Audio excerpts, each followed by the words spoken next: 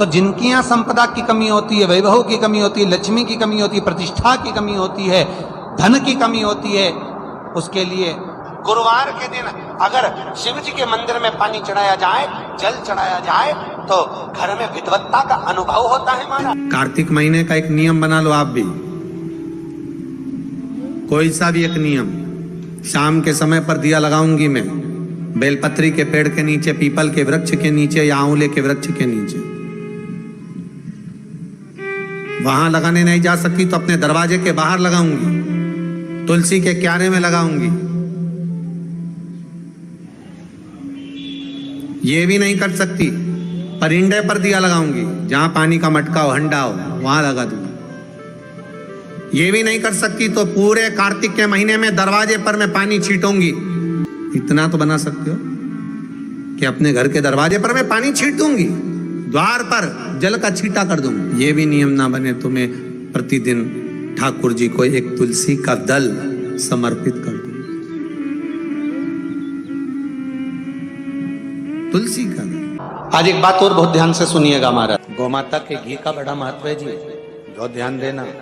साल में 2 बार या 3 बार गौ माता के दूध से निर्मित, वो भी देसी गाय के द्वारा निर्मित घी दरवाजे के बाहर, अगर तुम्हारे घर में बहुत अशांति हो रही है, क्लेश हो रहा है, घर में शांति नहीं है, तो गाय के घी की एक बिंदी भी अगर दरवाजे के बाहर मात्र अशोक सुंदरी वाली जगह पर घी को लगाकर उस हाथ की बिंदी को दरवाजे पर लगा दिया जाता है, तो घर में से क्लेश समाप्त हो जाता है। व्यापार में काम अच्छा नहीं लग रहा, व्यापार अच्छा नहीं चल रहा, जिसके मन में लगता है कि मेरे मन से मुझे अच्छा नहीं लग रहा, उतने से मन को आनंद की अनुभूति हो। आज भी कर देख लेना और पत्र लिखकर भेज देना, 7 दिन के अंदर बेचैनी बंद हुई कि नहीं हुई। किसी भी महीने के अंतर्गत प्रसंग में आपने नहीं सुना होगा कि भगवान विष्णु और भगवान शंकर का मिलन हुआ, पर कार्तिक महीने की बैकुंठ चतुर्दशी का दिन एक ऐसा होता है जिस दिन शंकर और शिव, शंकर भगवान और भगवान विष्णु का मिलन होता है। एक बात आपको पहले भी कही, सारी दुनिया की दिवाली देखना और उज्जैन महाकाल के उस पावन नगरी में हरिहर मिलन देखना। केवल एक कार्तिक का महीना, एक महीना ऐसा है जिस महीने में भगवान भूत अधिपति भूतेश्वर भगवान शंकर और भगवान नारायण दोनों का मिलन हुआ है, कार्तिक के महीने में। कार्तिक के महीने में, इसलिए भगवान सारे महीनों में सबसे ज्यादा प्रियता महीना कौन सा है? बोलिए जरा। कार्तिक का महीना भगवान नारायण को अति प्रिय है, अति प्रिय। कई लोगों की आदत रहती है, जो दिया भगवान के सामने जलाया गया है उसी दिए को ले जाकर लोग तुलसी में रख देते हैं, भगवान को घुमाकर। गलत है।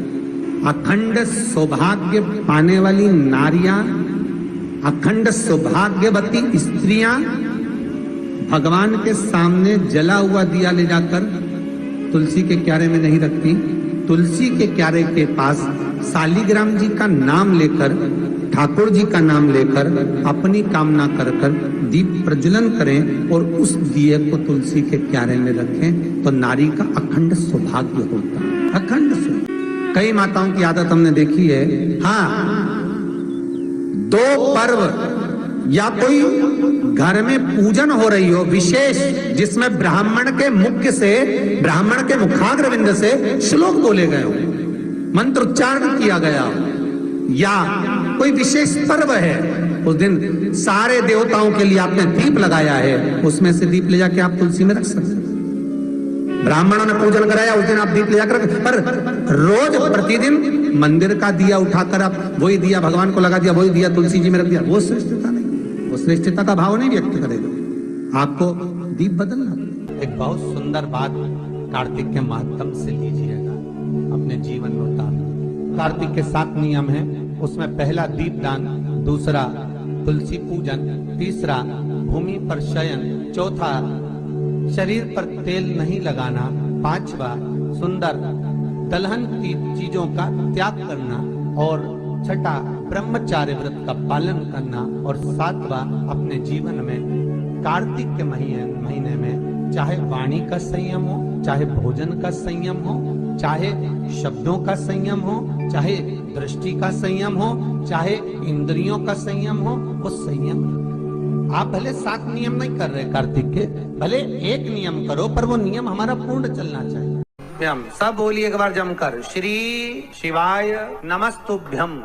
प्रैक्टिकल जरूर करना, कहीं सियोर वाला महाराज झूठ तो नहीं बोल रहा। शास्त्रों की बातें हमारे जीवन में हमें सुख प्रदान करे, इसलिए इस भाव का आनंद करते हुए आज की कथा को विराम देते हैं।